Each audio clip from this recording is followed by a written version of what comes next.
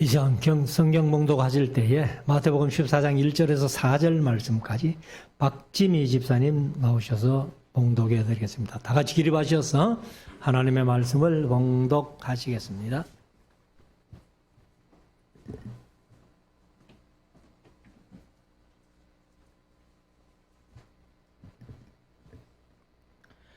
그때에 분봉왕 헤롯이 예수의 소문을 듣고 그 신하들에게 이르되 이는 세례 요한이라 저가 죽은 자 가운데서 살아났으니 그러므로 이런 권능이 그 속에서 운동하는도다 하더라. 전에 헤롯이 그 동생 빌립의 아내 헤로디아의 일로 요한을 잡아 결박하여 옥에 가두었으니 이는 요한이 헤롯에게 말하되 당신이 그 여자를 취한 것이 옳지 않다 하였습니다. 아멘. 작성하시고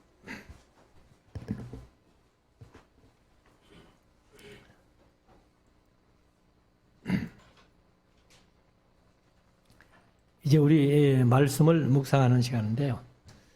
오늘 어린이 주일인데 설교를 대하 설교 계속 마태복음 14장을 하게 됐습니다. 따로 어린이 주일 설교를 준비하려고 하다가 주보를 내면서 오후 예배를 안 드리니까 주보에 문제 넣는 공간이 비는 거예요. 그래서 오후 예배를 드리면은 오후 예배 본문을 가지고 문제를 내면 되는데 오후 예배도 안 드리니까 또 설교 안 하는 본문을 가지고 또 문제를 내는 것도 좀 이상하더라고. 그래서 오늘은 마태복음 14장을 그대로 말씀드리고 다음 주일은 어버이 주일로 지키면서 어버이 주일 설교를 따로 이제 준비해서 하고 오후 예배 본문을 가지고 문제를 내서 그렇게 주보를 정리하려고 합니다. 오늘 이제 14장의 말씀을 보면은 세례 요한이 헤롯에게 순교당한 그런 얘기가 나와요. 그래서 오늘 제목을 선구자의 순교, 바로 말라기 3장 1절이나 이사야서 40장에 말씀하신 대로 세례 요한이 예수님의 길을 예비하고 평탄케 하는 그런 선구자였죠. 선구자였는데 그 세례 요한이 순교당하는 그런 모습을 여기에서 말씀을 하고 있는데 이런 말씀을 읽을 때마다 우리가 참 복음을 위해서 진짜 목숨을 걸어야 되나 하는 그런 의구심이 들 때가 사실은 있다는 거예요.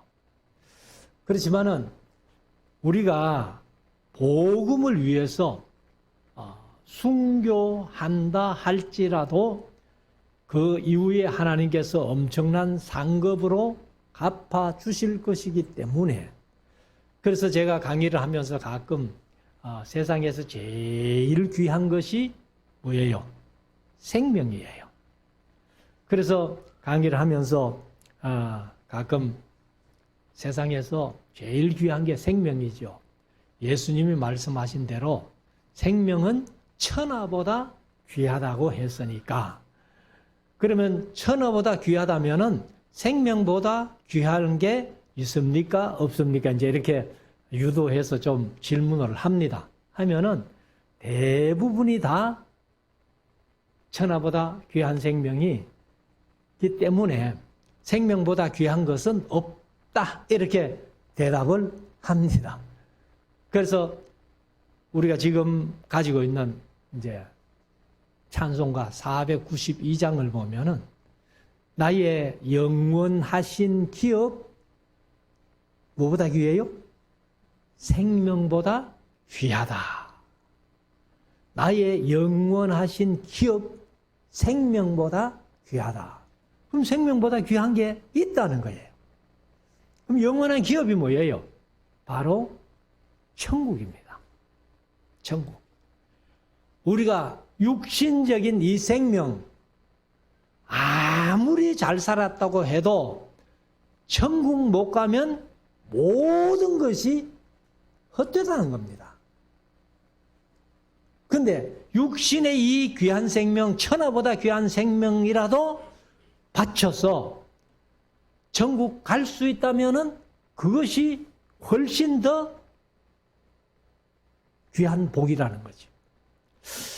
그래서 우리가 성경 속에 이제 이런 그 순교한 사람들을 가만히 보면은 참 세례 요한이 나이가 얼마 안 됐어요. 예수님보다 6개월 먼저 출생한 그런 분인데 아마 이때쯤 같으면요 겨우 30살 조금 넘어 그 나이밖에 안 됐습니다. 그런데 그 젊은 사람이 순교의 제물로 이렇게 바쳐졌다는 것을 우리가 봅니다. 그래서 오늘 이제 이 본문 마태복음 14장 그 세례 요한의 얘기는 이제 12절 말씀까지만 이렇게 하고 있는데 1절부터 한번 보십시다. 그때에 분봉왕 헤롯이 요 헤롯은 헤롯 대왕은 아니에요. 헤롯 대왕은 아니고 그래서 이제 예수의 소문을 듣고 그래서 이 분봉왕이라는 말은 일반적으로는 잘 안 쓰는 말이죠. 근데 이제 이 분봉왕이라는 뜻이 뭐냐면은 그 영토의 4분의 1을 다스리는 왕, 뭐 그런 뜻을 가지고 있습니다. 그래서 아마 유대 땅을 4분의 1로 이렇게 나누어 가지고 그 중에 한 부분을 통치했던 그런 왕이라고 봅니다. 그래서 우리가 이제 헤롯 집안은 중간사 시대에 중간사를 말씀드리면서 조금 제가 공부하면서 말씀을 드립니다만은 신약 성경에 헤롯이 한 7명 나옵니다. 그런데 모두 헤롯이라고도 하지만은 이제 헤롯 대왕부터 시작해 가지고 헤롯 안티파스라고 하죠. 그리고 이제 헤롯 아그리빠, 헤롯 아켈레오, 헤롯 빌립, 이렇게 얘기를 합니다만은 아무튼 중간사에서 이제 얘기를 했습니다만은 이 헤롯 집안은요 하도 복잡하게 얽혀 있어 가지고 로마의 원로원에서도 고개를 절렁절렁 흔들 정도로 그렇게 복잡한 집안입니다. 그러면은 이 헤롯이 영어로 말하면은 히어로예요. 히어로. 그래서 영웅이란 뜻이죠. 그래서 신약 성경에 한 7명이나 헤롯이 나오는지는 모르겠습니다만은 아무튼 이 헤롯이 이제 예수님의 소문을 듣게 된 겁니다. 그래서 벙어리가 말하고 소경이 눈 뜨고 그 다음에 귀머거리가 듣게 되고 안전맹이가 일어나고 죽은 자를 살리면서 온갖 능력을 행하시는 소문을 듣고서는 헤롯이 깜짝 놀라가지고 2절에 그 신하들에게 이르되 이는 예수는 그 말이죠. 예수 그리스도는 세례 요한이라 저가 죽은 자 가운데서 살아났으니 그러므로 이런 권능이 그 속에서 역운동하는도다 하더라. 그러니까 이제 이 헤롯이 겁을 먹은 거예요. 그래서 아무리 헤롯이 자기가 히어로 영웅이라 할지라도 자기 목숨이 위태로우니까 겁을 먹게 되는 겁니다. 그래서 우리가 성지순례 가봤습니다만은 헤롯이 여러 곳에다가 궁전을 지어놓고 자기 생명 그냥 좀 보존하려고 그렇게 했던 모습들을 우리가 많이 보아왔습니다. 그래서 이 헤롯도 그렇지만은 본디오 빌라도도 사실은 예수님을 아무 죄도 없다고 3번씩이나 자기 입으로 그렇게 해놓고는 왜 십자가에 못 박으라고 내주었습니까? 바로 민중이 두려운 거예요. 백성들이 두려운 거예요. 그래서 누가복음인가 거기에 보면은 이 백성들의 소리가 이긴지라. 그래서 결국은 본디오 빌라도도 예수님을 이제 십자가에 못 박도록 내줘 버렸는데, 지금 세례 요한을 자기가 죽였고, 그런데 예수님이 온갖 권능을 행하면서 이렇게 하니까 이 세례 요한이 다시 살아났다. 내가 분명히 죽였는데 그 세례 요한이 다시 살아나가지고 이런 권능을 행하는 것 아니냐 하고 이제 이 헤롯이 겁을 집어 먹습니다.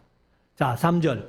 그러면 이제 헤롯이 왜 세례 요한을 죽였느냐 이유를 이제 설명하는데, 전에 헤롯이 그 동생 빌립의 아내 헤로디아의 일로. 그러면 이제 이 헤로디아라는 사람이 헤롯 왕의 제수예요. 동생 빌립의 아내였으니까. 그런데 그 동생 빌립의 아내를 이 헤롯이 자기가 아내로 뺏은 거죠. 아마도 몰라요. 헤로디아가 자신이 그 헤롯, 여기 이제 헤롯이라는 말은 그 헤롯 안디바라는 얘기인데, 그래서 죄수를 데리고 온 거죠. 그렇게 했을 때에 요한이 이제 그것은 잘못된 것이다 하고 얘기를 합니다. 그래서 헤로디아의 일로 요한을 잡아 결박하여 옥에 가두었으니, 이는 요한이 헤롯에게 말하되 당신이 그 여자를, 동생의 아내를 그 말이죠, 취한 것이 옳지 않다 하였습니다. 그래서 이 헤롯이 자기를 책망하는 세례 요한을 잡아가지고 옥에 가두었습니다. 그래서 5절에 헤롯이 요한을 죽이려 하되, 미워서 죽이고 싶은데도 문제는 그 뒤에 민중이 저를 선지자로 여김으로 민중을 두려워하더니, 그래서 놔둘라니까 눈에 가시같이 보이고 죽이려니까 민중이 두렵고, 그래가지고 그 세례요한을 어떻게 할까 고민하고 있는 차에, 자 6절, 마침 헤롯의 생리를 당하여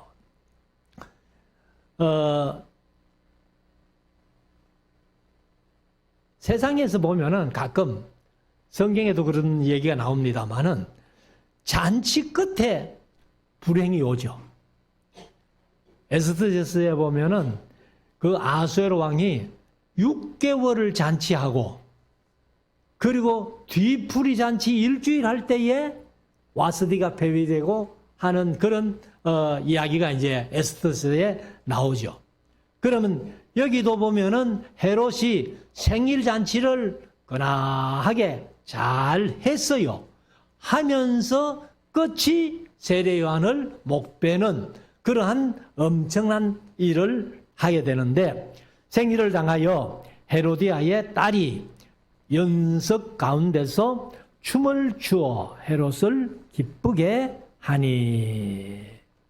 그러면 이 헤로디아라는 여자는 이제 누군가 하면은 헤롯 안티파스의 아내인데, 본래는 헤롯 필립의 아내였다는 거죠. 그래 이제 헤롯 안티파스의 제수인데, 그 제수를 이 안티파스가 차지해가지고 있는데, 그 딸의 이름이 뭐냐면은 살로메예요. 살로메. 그래서 성경에는 이 헤로디아의 딸 이름은 안 나옵니다. 안 나오는데 이제 중간사에 얘기해 보면은 이 살로메라는 이름이 나와요. 성경에 이제 살로메가 찾아보니까 2번인가 나오더라고 이름은.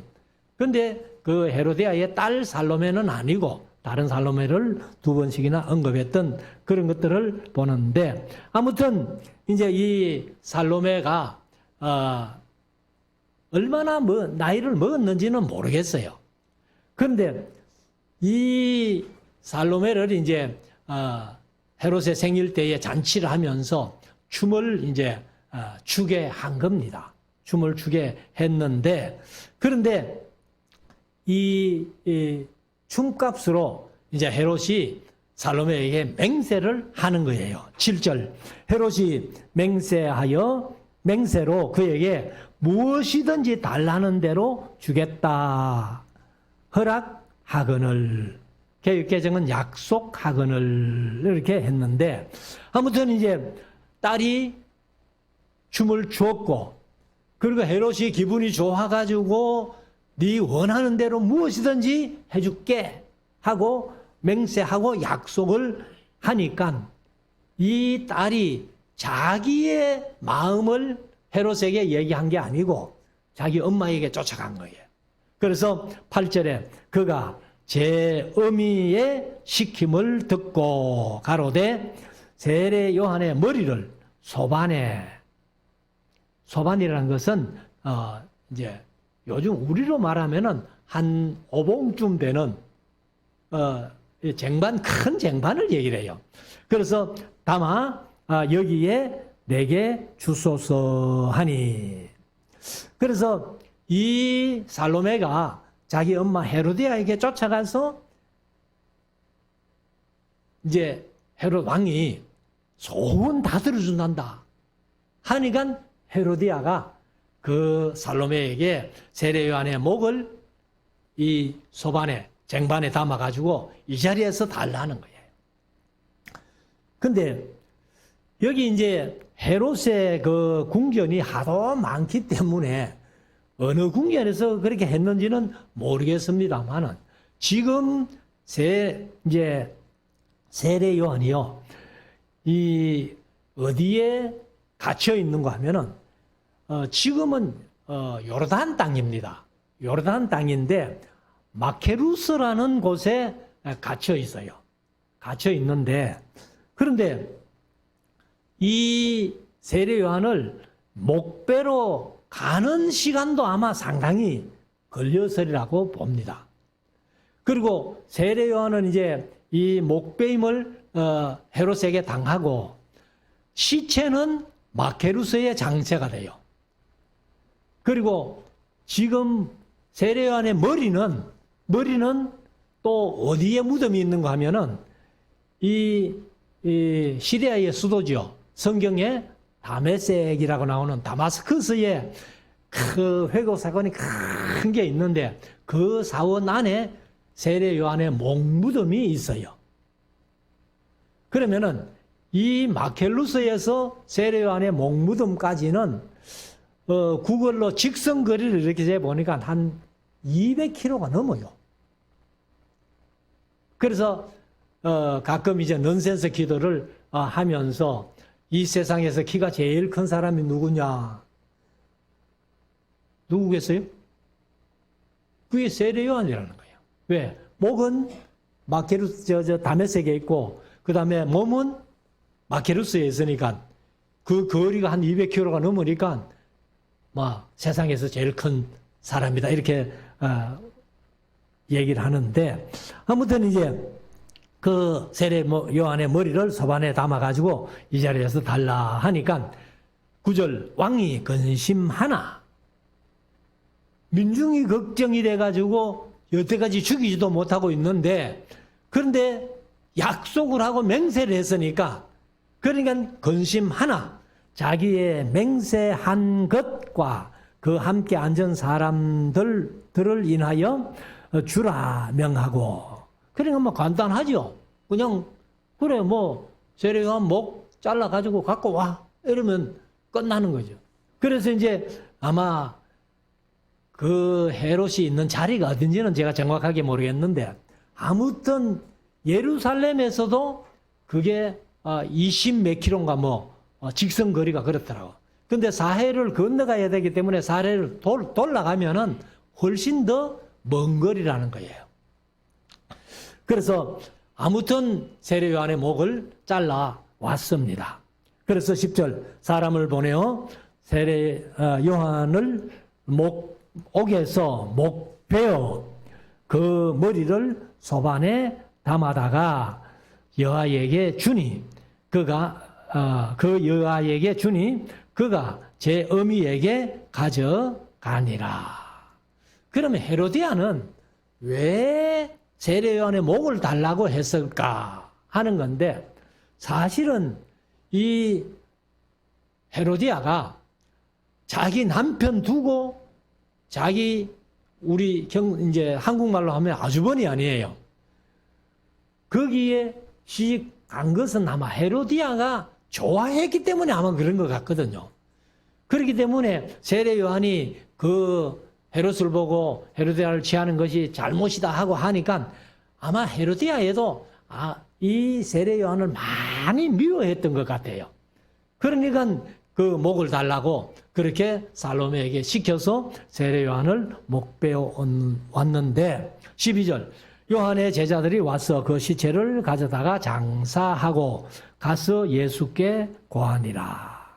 그래서 이제 이 마케루스 그리고 목무덤은 다마스커스, 시리아의 다마스커스에 있는데 그 마케루스에서 시리아까지 직선 거리가요.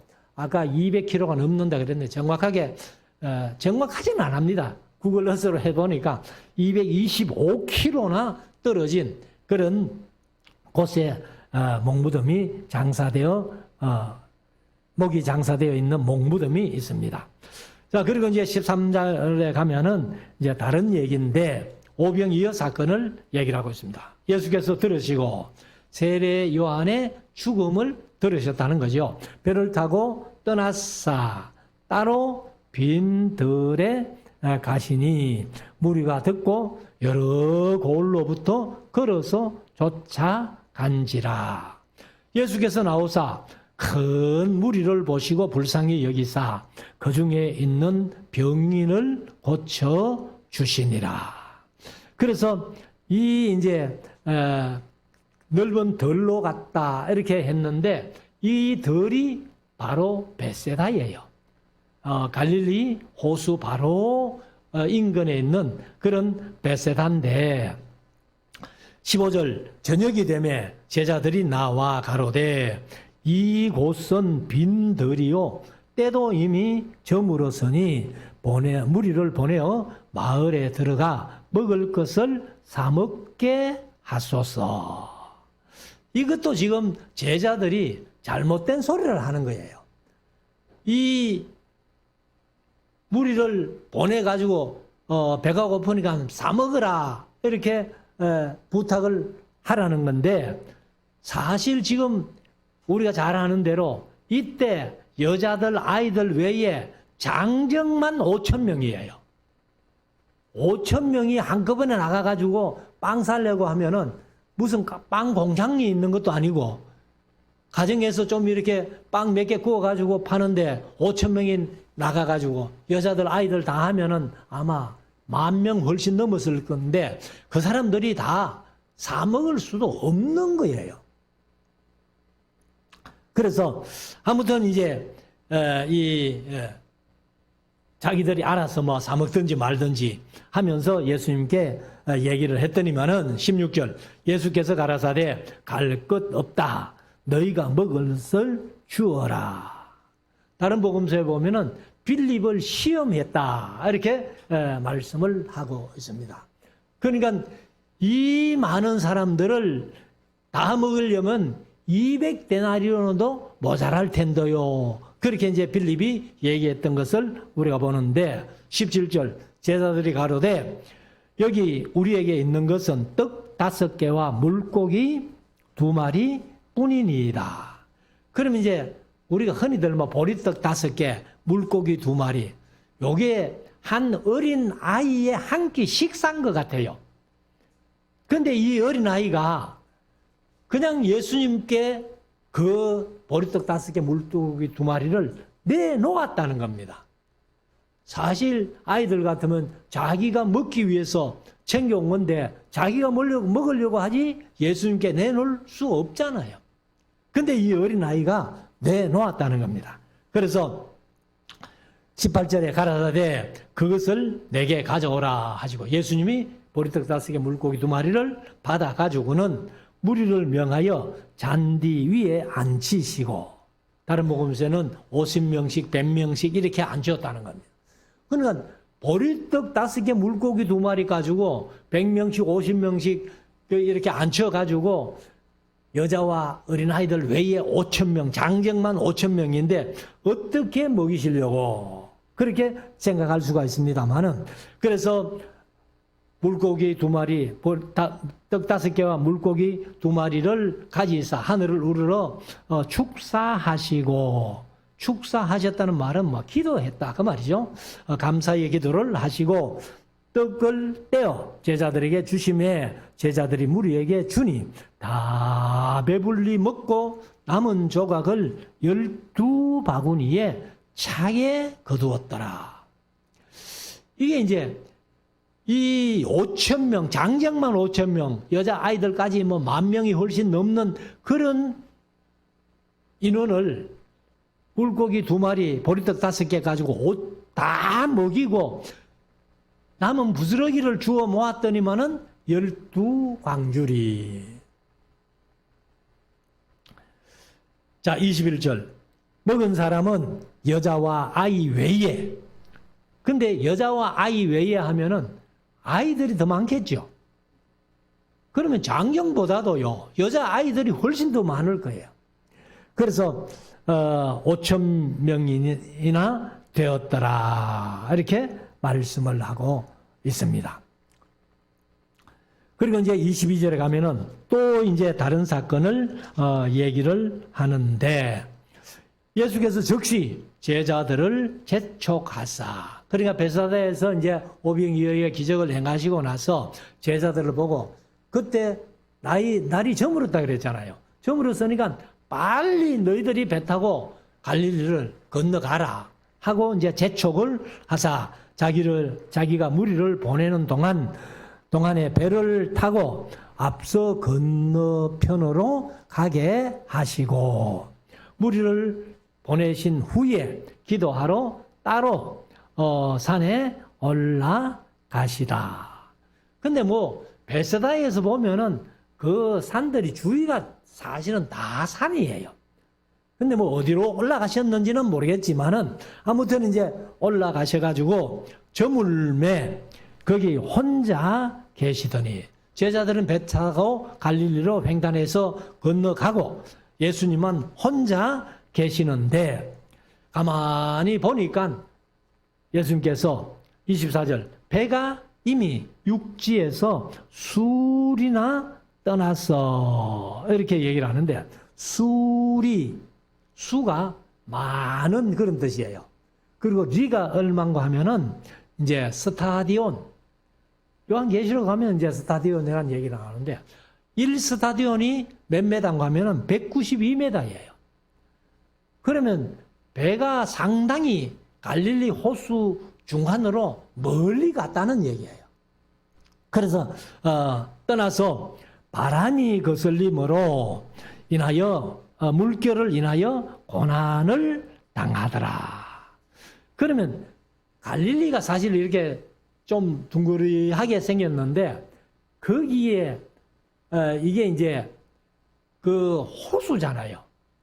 뭐 다른 복음서는 전부 바다라고 했지만은 누가만 호수라고 그렇게 표현했는데, 그 호수가 바람이 아무리 불어봐야 그 물결이 뭐 배가 흔들릴 정도로 위험할 정도로 그렇게 파도가 쳤겠나 이렇게 이제 생각을 하는데, 제가 이제 농촌에 살아봐서 아는데, 흔히 이렇게 골바람이라는 얘기를 하잖아요. 골바람. 골짜기에서 이렇게 바람이 불어오는 걸 얘기를 하는데, 그것이요 엄청나게 세요. 바람이 아마 모아지는가 봐.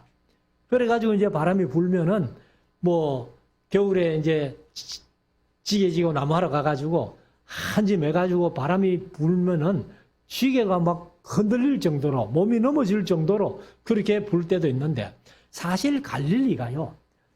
이 지중해 해수면보다 200m 이하예요. 그리고 쭉 내려와서 사해는 지금 사해 수면이 한 430m 이 해저예요, 해저. 지중해 해수면보다. 그러니까 이게 하나의 큰 골짜기거든. 그렇기 때문에 거기에 바람이 불면은 이 갈릴리에 그 파도도 만만치 않습니다. 아마 그런 이제 고통을 당하는 것을 예수님께서 보신 거죠. 그래서 밤사경에 밤을 네 등분으로 나누어 가지고 사경에 하면은 한 3시부터 5시까지 정도. 그러면 저녁 때 이제 예수님께서 5천 명을 먹이시고 제자들을 재촉해 가지고 빨리 건너가라 했다면은 새벽 3시 같으면 제자들은 갈릴리 속에서 그 호수 안에서 엄청나게 고생을 한 거예요. 그래서 이제 이 일경이 아마 1시쯤부터 한 3시쯤까지 그렇게 보고 이제 3경이 1시에서 3시, 그 다음에 4경이 3시에서 5시 이 정도 본다면은 아무튼 이 제자들이 갈릴리 호수 안에서 바람 때문에 뭐 엄청나게 고생을 한 겁니다. 그래서 25절에 예수께서 바다 위로 걸어서 예수님이 뭐 웬만하면은 안 가셨을 텐데 워낙 바람이 세고 이 배가 흔들리면서 제자들이 다 죽게 생겼으니까 예수님께서 바다 위로 걸어서 제자들에게 오시니 제자들이 바다 위로 걸어오심을 보고 놀라 유령이라 하며 무서워하여 소리 지르거늘. 얼마나 놀랬으면은 바람 때문에도 힘들어 죽겠는데 또 유령이 나타나가지고 이제는 뭐 꼼짝없이 죽었다 이렇게 생각하니까 막 소리를 지르면서 이렇게 하는데 27절 예수께서 적시 일러 가라사대 안심하라 내니 두려워 말라. 이걸 우리가 한번 상상해 보십시오. 여러분들 막 두려워가지고 겁이 나가지고 막 정신이 없는 상태인데 예수님께서 인자한 목소리로 내다. 내니 두려워 말라. 이 한마디가 제자들에게 얼마나 안심이 됐겠어요. 그래서 성령 하나님께서 우리를 늘 위로해 주시고 변호해 주시는 그런 성령 하나님, 그분이 바로 보혜사 성령님이세요. 그래서 28절에 베드로가 대답하여 가로되 주여 만일 주시어든 나를 명하사 물 위로 오라 하소서 한데, 확실히 베드로다운 행동이죠. 베드로가 보통 사람 성격하고는 전혀 좀 달라요. 그래서 다른 제자들은 그 예수님의 소리를 듣고 가만히 있는데 베드로가 대뜸 주시어든 나를 명하라 오라 하소서. 그럼 오라 하면은 베드로 자신도 물 위로 걸어서 가야 된다는 거죠. 그래서 29절에 오라 하시니 베드로가 배에서 내려 물 위로 걸어서 예수께로 가되. 이제 베드로는 이런 걸 보면은 믿음도 좋은 것 같아요. 풍덩 뛰내리면은 물속으로 들어갈 줄 알면서도 예수님이 오라 하니까 그냥 뛰어내린 겁니다. 내렸는데 안 빠지거든. 그래서 물 위로 걸어서 예수님 외에 물 위로 걸어본 사람은 베드로밖에 없다. 창세 이후에. 그래서 이제 베드로가 걸어서 예수님께로 가는데 30절. 바람을 보고 무서워 빠져가는지라. 소리질러 가로되 주여 나를 구원하소서 하니. 그러면 이 베드로가 예수님 앞에 이제 기도한 걸로 채면은요, 성경 중에서 제일 짧은 기도예요. 그래서 주여 나를 구원하소서 하고 소리를 질렀습니다. 그러니까 예수님께서 왜 일로 와버려?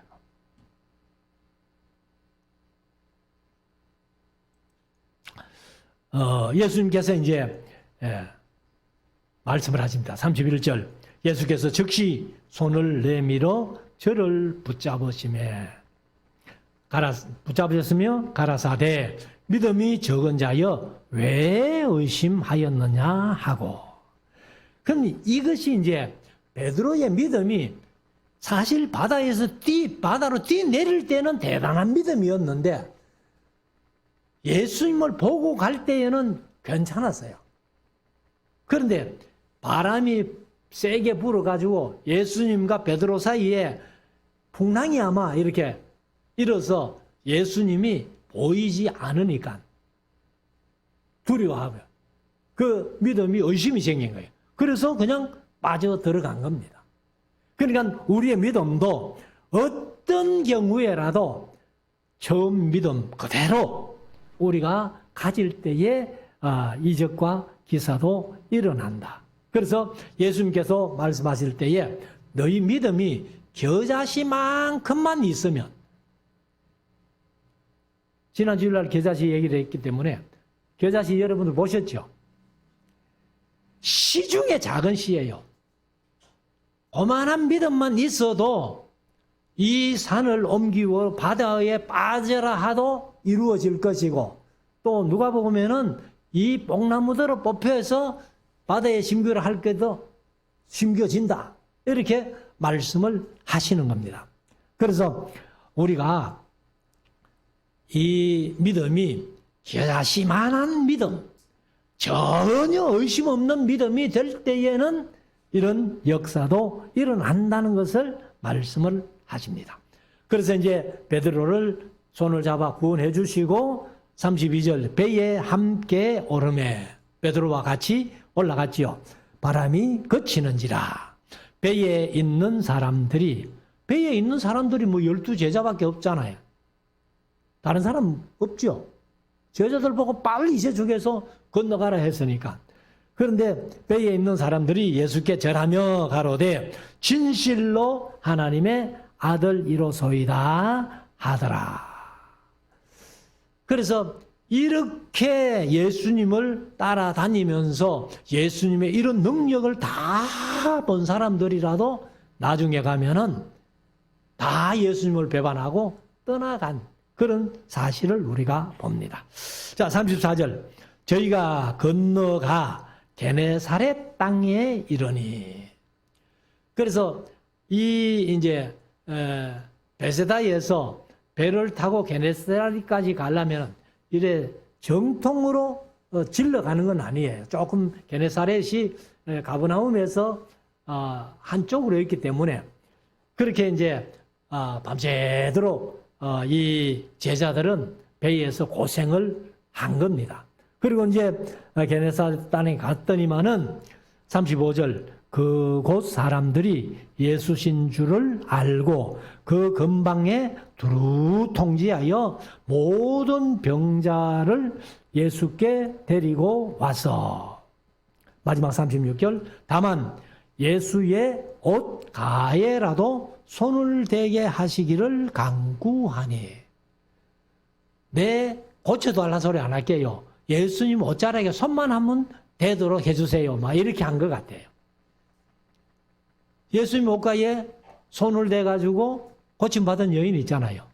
12해를 혈루증으로 앓던 여인이 예수의 옷가에만 손을 대도 내 병이 낫겠다 하는 믿음이 생겼기 때문에 그렇게 한 것처럼 여기도 이제 모든 병자들 예수님 왔다 다 모여라 해가지고는 이 병자들이 예수님께 부탁 기도하는 게 뭐냐면은 그 옷에 손만 하면 되도록 해달라. 그렇게 했다는 겁니다. 그래서 손을 대게 하시기를 간구하니 손을 대는 자는 다 나음을 얻으니라. 그래서 이 이제 마태복음에는 13장에서 이 비유의 말씀, 7가지 비유의 말씀만 모아놓고 또 여기 이제 14장에는 또 이적을 행하는 것, 물론 8장에도 이적을 행하고 했습니다만 이렇게 마태는 이제 주제별로 이렇게 묶어놨다는 거예요. 그래서 제가 늘 말씀드리지만은 예수님의 행적을 차례대로 기록한 복음서는 누가복음이 제일 좋다. 그래서 혹시 처음 믿는 사람들, 예수를 초신자들에게 성경 읽기를 권하거든 마태복음부터 읽지 말고 누가복음부터 읽도록 해라 하는 것이 누가복음이 차례대로 기록이 됐기 때문에 좋습니다. 그래서 예수님께서 이제 이런 이적을 행하시는데 여기 이적을 행하시고 바로 뒤에 가면은 또 7병이어 보리떡 5개와 7개와 물고기 2마리로 4,000명을 먹이는 그런 사건이 또 연속적으로 일어납니다. 그러면 이런 것을 왜 이렇게 세밀하게 좀 기록을 했을까? 바로 마태복음 6장에서 우리가 봤습니다마는 너희가 무엇을 먹을까? 무엇을 마실까? 무엇을 입을까? 염려하지 마라. 그런 것들은 다 이방인들이 염려하는 것이고 너희는 먼저 그의 나라와 그의 의를 구하라. 그래 하면 이 모든 것을 너희에게 더하실 거야. 이런 믿음을 가지기 위해서 이제 예수님이 이런 행적을 행하시고 또 마태가 이것을 그렇게 기록을 했다는 겁니다. 그래서 우리가 예수님의 제자들이 복음을 전하다가 순교하기는 했지만 예수님의 제자들이 전도하러 가가지고 마태복음 10장 같은 데 보면은 전도하러 가가지고 배가 굶어서 죽었다 이런 성경은 한 군데도 없어요. 뭐 칼에 죽고 목숨은 그들이 앗아갔다 할지라도 이 전도하는 제자들이 굶었다 하는 얘기는 한마디도 없습니다. 그러니까 무엇을 먹을까, 무엇을 마실까, 무엇을 입을까 염려하지 마라. 이렇게 말씀을 하십니다. 그래서 우리가 예수님을 믿고 따라가면은 뭐 억만장자가 되고 뭐 사치하고 이런 것들은 보장이 안 돼 있어요.